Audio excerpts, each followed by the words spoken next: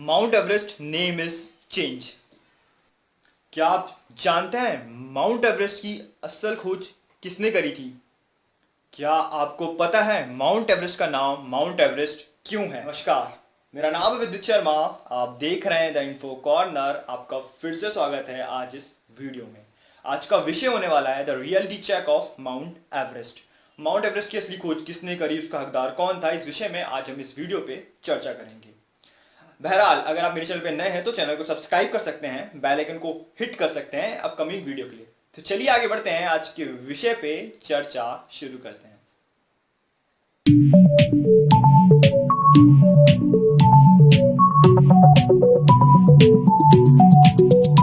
तो जैसा कि दोस्तों आपने थंबनेल देख लिया होगा, mount Everest name is change.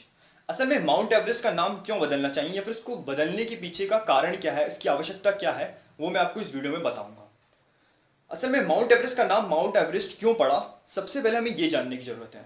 Mount Everest का माउंट एवरेस्ट नाम इसलिए पड़ा क्योंकि ये ब्रिटिश शासनकाल में इसकी खोज हुई थी और इसके पीछे बहुत सारे अंग्रेजों का हाथ था। लेकिन ऐसा नहीं इसमें भारतीय नहीं थे, इसमें भारतीय भी थे। होता क्या है, ये एक साइकिल है। इसमें सबसे पहले जो नाम आता है वो आता है sir George Everest. Sir George Everest के नाम पर ही माउंट एवरेस्ट का नाम माउंट एवरेस्ट पड़ा। सर जॉर्ज एवरेस्ट उस समय सर्वे ऑफ इंडिया के अधिकारी थे, डायरेक्टर थे। सर्वे ऑफ इंडिया एक ऐसी सोसाइटी, एक ऐसी संस्था है जो कि उस समय भारत में अलग अलग जगहों का मैप बना रही थी, चाहे फिर वो पॉलिटिकल हो, चाहे फिर वो ज्योग्राफी के मैप हो, या फिर अलग अलग तरह के मैपों का डिजाइन कर रही थी, उनका प्रारूप तैयार कर रही थी। सर जॉर्ज का शासनकाल लगभग 12 वर्ष तक चला, 1831 से लेकर 1843 तक। 1843 में सर जॉर्ज एवरेस्ट रिटायर हो जाते हैं और इनकी जगह लेते हैं sir Andrew Scott. Sir Andrew Scott के शासनकाल में असल में माउंट एवरेस्ट का काम चालू होता है और सर जॉर्ज एंड्रू के गुरु थे। एंड्रू इस समय किसके साथ इस काम को आगे बढ़ाते हैं, वो थे सबसे बड़े इस कहानी के रियल हीरो। इस कहानी के रियल हीरो और एक भारतीय है, उनका नाम था राधानाथ सिकदर। राधानाथ सिकदर ही वो व्यक्ति हैं जिन्होंने माउंट एवरेस्ट की असल में खोज करी दोस्तों। जी हाँ, राधानाथ सिकदर ने पहली बार माउंट एवरेस्ट को 1852 में इसको खोजा था।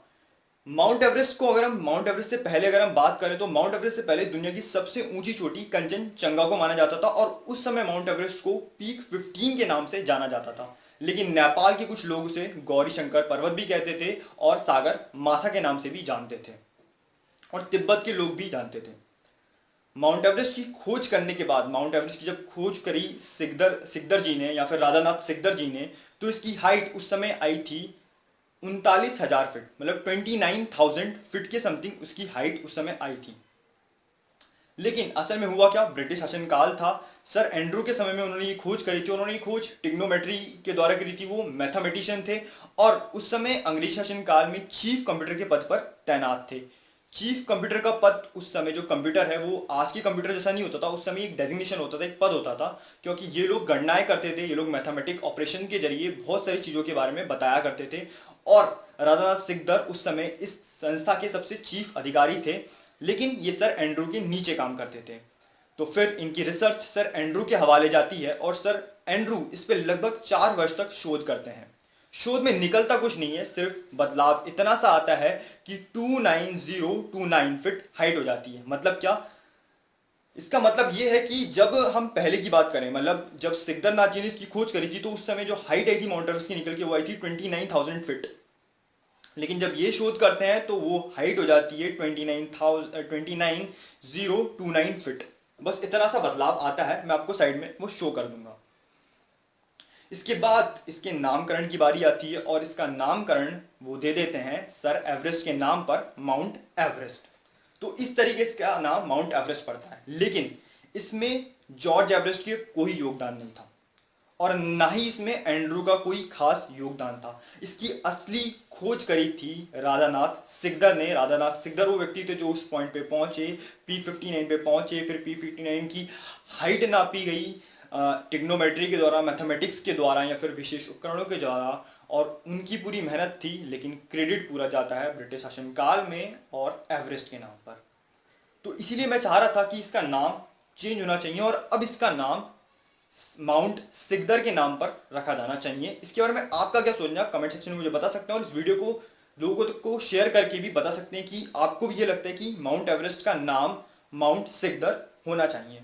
अब हम बात करते हैं एवरेस्ट की कुछ फैक्ट्स के बारे में कि एवरेस्ट क्यों जाना जाता है या फिर एवरेस्ट क्यों सबसे अच्छा है, माउंट एवरेस्ट क्यों सबसे अच्छा है। माउंट एवरेस्ट की कुछ खास बात यह है कि माउंट एवरेस्ट की जो असली जो हाइट थी वो 1955 में सर एंड्रू ने जो रजिस्टर्ड कराई थी वो थी 8,848, 8848 हाइट जो थी इसकी रजिस्टर्ड हुई थी और आज भी हम इसी हाइट को मानते हैं। लेकिन ये हाइट फिक्स हाइट नहीं है। माउंट एवरेस्ट दुनिया का सबसे नए पहाड़ श्रृंखला में से एक है जो हर हर साल 4 इंच बढ़ती जा रही, हर साल 4 इंच बढ़ती जा रही। लगभग लगभग 100 साल में 16 इंच के करीब इसकी हाइट बढ़ जाती है। और अगर हम समुद्री और अगर हम पहाड़ की हाइट को नापा जाता है तो पहाड़ की हाइट समुद्री तल से पहाड़ की ऊंचाई तक नापी जाती है। तो इस मामले में माउंट एवरेस्ट दुनिया का सबसे ऊंचा पहाड़ है। लेकिन अगर हम पहाड़ के बेस से पहाड़ की हाइट नापे तो माउंट एवरेस्ट इसमें सबसे ऊंचा पहाड़ नहीं है। इसमें सबसे ऊंचा पहाड़ अमेरिका में माउकिया नाम का एक पहाड़ है, उसको माना जाता है, जो कि हवाई में स्थित है। और माउंट एवरेस्ट पे चढ़ने के लिए हमें पहले 10 दिन का एक कठिन प्रयास, पहले 10 हफ्ते का एक कठिन प्रयास करना पड़ता है, एक ट्रेनिंग होती है, उसके बाद हम माउंट एवरेस्ट पे पहुंचते हैं। माउंट एवरेस्ट पे चढ़ने के लिए बहुत सारे पैसों की भी जरूरत पड़ती है और चाइना या फिर नेपाल के द्वारा ही माउंट एवरेस्ट पे चढ़ा जा सकता है। यहाँ पे हमें थापाओं की सहायता के द्वारा हम माउंट एवरेस्ट पे चढ़ते हैं, हमारे लिए रास्ता बनाने का काम करते हैं। और माउंट एवरेस्ट पे 2 o'clock रूल फॉलो किया जाता है क्योंकि 2 बजे के बाद एवरेस्ट पे मौसम चेंज हो जाता है। एक सडन परिवर्तन हमें देखने को मिलता है माउंट एवरेस्ट पे। इतना ही नहीं, माउंट एवरेस्ट पे एक डेड जोन भी है जो 18,000 मीटर के बाद आता है। 18,000 मीटर के बाद हम उसे डेड जोन घोषित करते हैं क्योंकि वहां पे oxygen level almost near about 0 के लगभग आ जाता है। हवा पतली हो जाती है, मतलब ऑक्सीजन लेवल बहुत कम हो जाता है। इसी तरह की जानकारियों के साथ मैं इस वीडियो को आपके साथ साझा करना चाहता था। इसी के साथ मैं इस वीडियो में अपनी वाणी को देता हूं विराम। अगले वीडियो में फिर मुलाकात होगी एक नए विषय और एक नए मुद्दे के साथ में। तो दोस्तों, सब्सक्राइब करना मत भूलना, इस वीडियो को शेयर करना। अगर आपको भी लगता है कि माउंट एवरेस्ट का नाम माउंट एवरेस्ट बदलकर माउंट सिकदर हो जाए तो कैसा रहेगा, ये भारत की सॉफ्ट पावर को आगे बढ़ाने में सहायक होगा। और हाँ, शेयर करना मत भूलना, जितना हो सके उतने लोगों तक पहुंचा देना इस वीडियो को, इस आवाज को। इसी के साथ जय हिंद, जय भारत।